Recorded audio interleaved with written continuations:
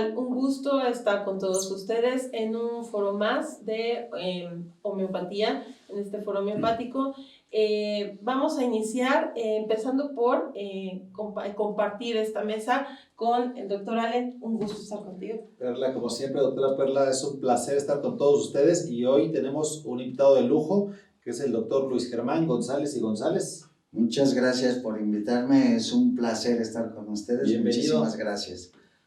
Y hoy vamos a hablar de otro tema fabuloso, que es el síndrome mínimo de valor máximo. Estupendo. ¿Qué opinan? Pues creo que fue muy pedido, ¿no? Nos los estuvieron pidiendo y es por eso que, pues aquí está. Fíjense que vamos a empezar con saber a qué se refiere síndrome mínimo. Es un pequeño número de síntomas, pero son característicos y son muy necesarios. Y el valor máximo se refiere al rango alto de los síntomas necesitado tanto para el paciente como para el medicamento. Y esto nos va a ayudar muchísimo a igualar el cuadro medicamentoso con el cuadro de la enfermedad. Para mí es un tema importante y muy interesante de valorar también cuando estás en la consulta, porque en muchas ocasiones los mismos alumnos luego te preguntan, ¿y todos los síntomas que el paciente me va a dar, en este momento los voy a repertorizar?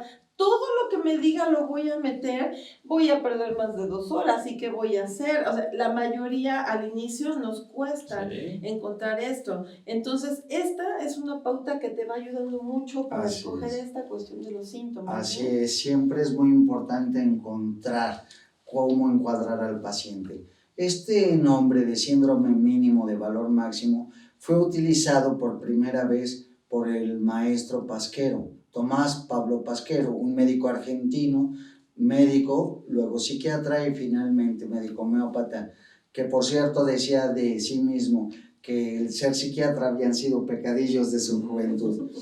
Pero a lo que realmente se refiere este síndrome mínimo, como decía el doctor, es encuadrar un pequeño grupo de síntomas que representen la totalidad del enfermo, ¿sí? Pero estos síntomas tienen que ser característicos, lo que Hahnemann nos escribe en el parágrafo 153.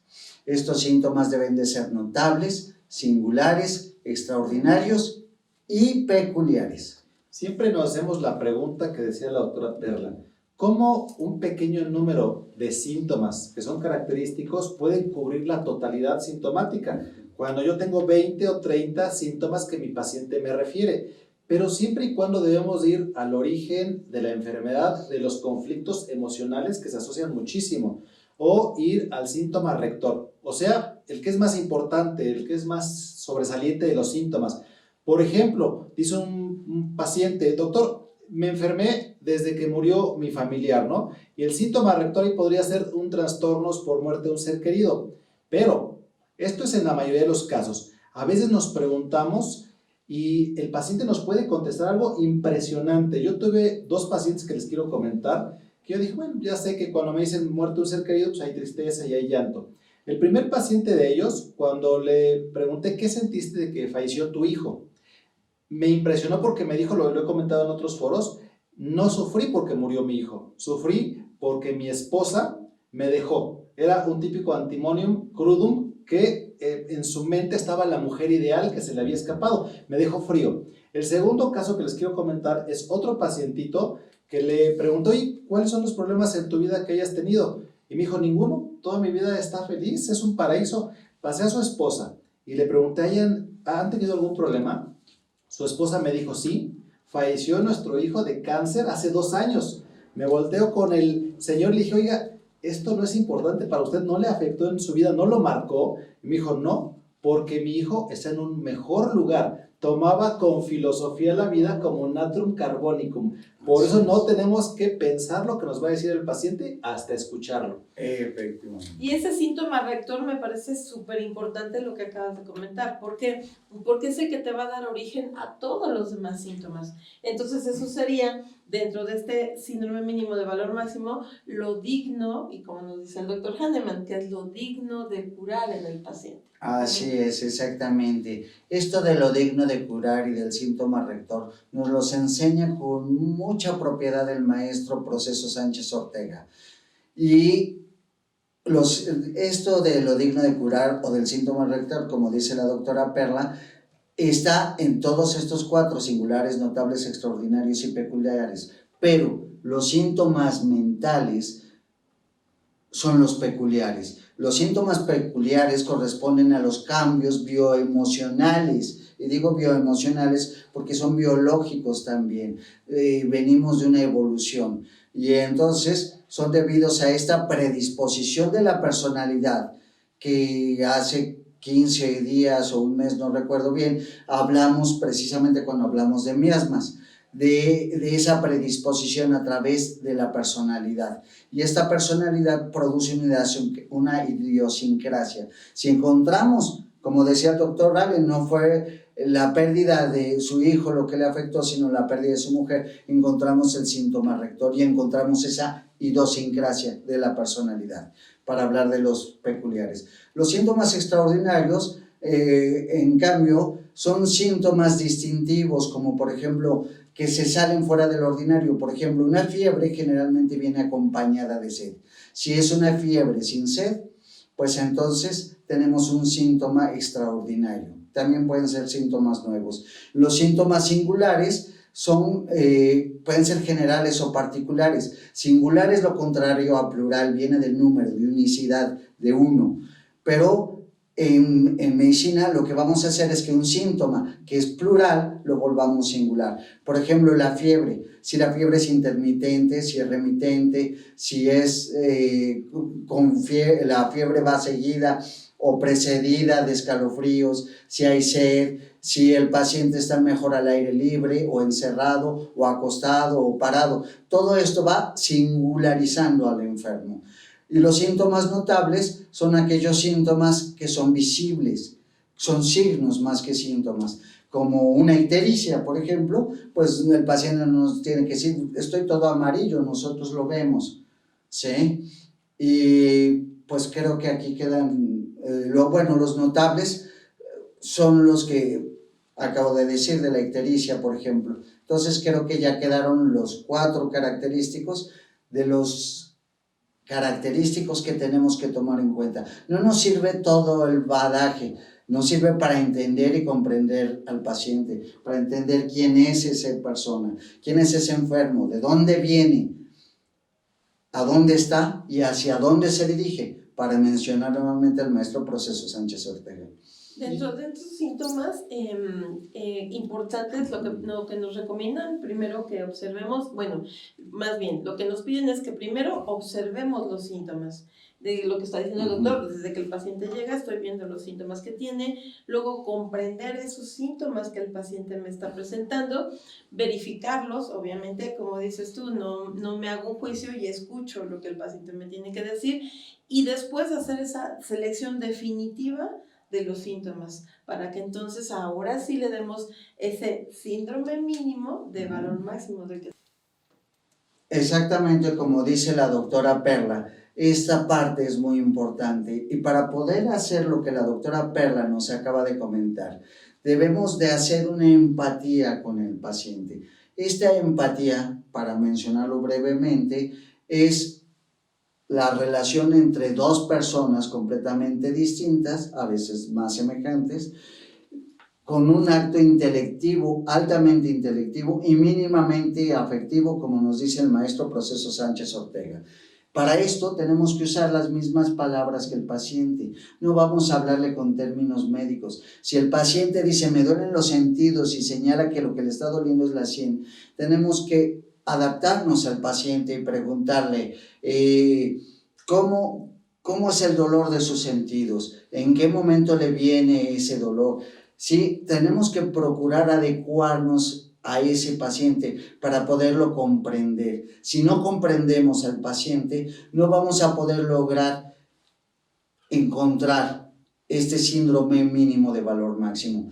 Hahnemann nos comenta que cuando hagamos la historia clínica, en la primera parte de la historia clínica dejemos, y el maestro Proceso nos hace mucho hincapié, que dejemos una historia libre, que el paciente hable todo lo que quiera, ¿sí? Que no lo interrumpamos, que lo escuchemos mientras no se salga de la consulta, ¿sí? Entonces la primera parte donde el paciente nos habla es completamente libre, no hay un interrogatorio, sino es un dejar hablar al paciente. Ya en la segunda parte, por eso Hahnemann nos recomienda tener 2 cuartos de hoja donde escribamos los síntomas tal como el paciente nos los dice y no con términos médicos o como nosotros lo interpretemos. Y en la última tercera parte de la hoja vamos convirtiendo los síntomas que el paciente nos dio con sus palabras con síntomas que podamos corresponder con el tratamiento homeopático, por ejemplo, para encontrar el medicamento en el repertorio o para poder comprender al paciente. A lo mejor un paciente me dice, es que me siento desesperado, cuando en realidad lo que nos está diciendo es que es impaciente, que no puede hacer colas, ¿sí? Porque la verdadera desesperanza es perder el sentido de la esperanza, estar desesperanzado. Por ejemplo, a veces los pacientes con dolores muy fuertes pierden la esperanza y quieren morirse en ese momento. Es muy interesante hablar de este síndrome porque, de mínimo, de valor máximo, porque aquí estamos tomando en cuenta los 3 síntomas que siempre hemos dividido en homeopatía. Estamos hablando de los síntomas generales, de los síntomas mentales, de los síntomas generales y de los síntomas particulares. Y en este síndrome, o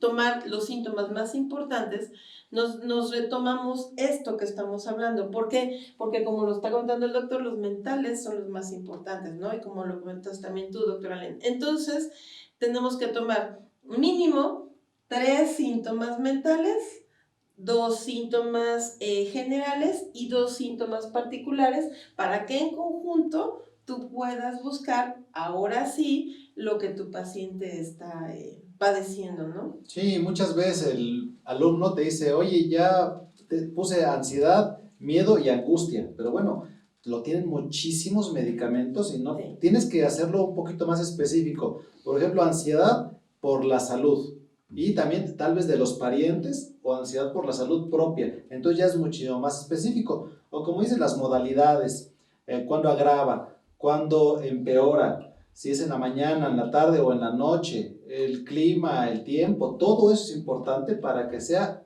un medicamento muchísimo más exacto. Efectivamente, por ejemplo, la ansiedad la vamos a singularizar viendo si es por el futuro, si es por un problema monetario, etcétera. ¿Sí? Todo esto se va singularizando y los síntomas mentales son los que nos peculiarizan, son los que nos hacen únicos y por eso son tan importantes y están dentro de este parágrafo de Hahnemann 153. Creo que este tipo de temas involucran no nada más un tema en específico de una materia. Estamos involucrando desde cómo se hace una historia clínica, estamos involucrando organón, estamos involucrando filosofía, repertorización, modelización de síntomas. Entonces es un tema que es muy interesante por lo que abarcas en cuanto a conceptos y en cuanto a información, ¿no? Sí, fíjense que yo les quería comentar un ejemplo. Podemos tener muchas enfermedades en un paciente que nos dice tengo artritis, tengo diabetes, tengo hipertensión arterial y luego lo entrevistamos y cada enfermedad que él tiene se originó de otros síntomas. Por ejemplo, la artritis tiene 1 año y fue porque se sintió la paciente despreciada, con cólera reprimida y una indignación. Le preguntas de la diabetes y empezó hace 2 años y empezó por un rencor a su ex esposo, por una infidelidad y tiene ganas de matarlo. Y la hipertensión empezó hace 3 años porque tenía mucho trabajo y que lo sobrepasaba y con mucha impotencia y una arrogancia o insultos a cualquiera. Entonces se pone muy divertido el caso clínico porque al repertorizar puede salir, si repertorizamos todos los síntomas, nos puede salir licopodio y mosulfur que tienen demasiados síntomas y seguramente nos vamos a equivocar. Pero si le preguntamos al paciente cuál es el motivo de la consulta, qué es lo que más te está afectando, y él nos contesta, por ejemplo, la verdad es que la artritis, que me siento demasiado despreciada, con coraje reprimido e indignación, ahí ya estamos tocando el punto exacto y entonces le podemos dar un medicamento como Estafisagria, por ejemplo. Exactamente, esto que dice doctor Allen es extraordinariamente importante. Tenemos que irnos a lo que es más importante, lo que más le afecta al paciente. Y generalmente son los síntomas del hoy, no del ayer. Por eso tenemos que dividir la consulta y los síntomas mentales en dos partes. Los trastornos que podríamos decir que son síntomas que originan a partir de esa emoción tan angustiante o sufriente que originan la enfermedad, y también los síntomas constitucionales que van después a cubrir todo para que el paciente no siga cayendo en el mismo juego. Pues muy bien, parece que llegamos al fin de la plática, interesantísima, esperamos sus preguntas y sus comentarios. Y recuerden que pueden suscribirse, pueden darle like, escriban sus comentarios. Muchísimas gracias, doctor Germán González, por acompañarnos. Gracias, doctora Ali. Doctora Perla, muchas gracias. Un gusto, un honor. Gracias. Excelente para todos. Hasta luego. Hasta luego. Hasta luego.